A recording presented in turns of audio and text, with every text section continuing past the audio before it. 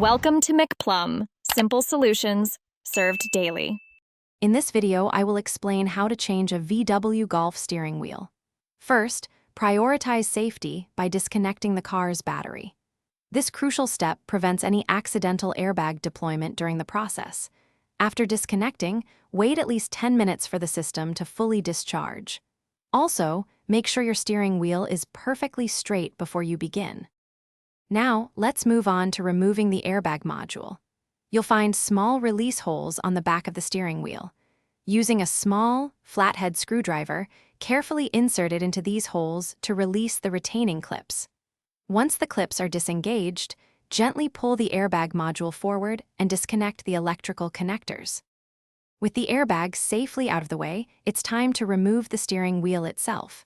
You'll see a large central bolt. Unscrew this completely.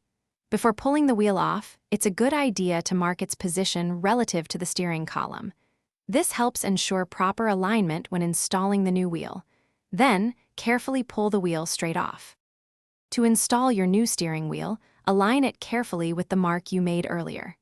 Tighten the central bolt securely, following the manufacturer's torque specifications. Reconnect the airbag's electrical wires and then firmly press the airbag module back into place until it clicks. Finally, reconnect your car battery and test all steering wheel functions. Thanks for watching. Stay juicy and subscribe.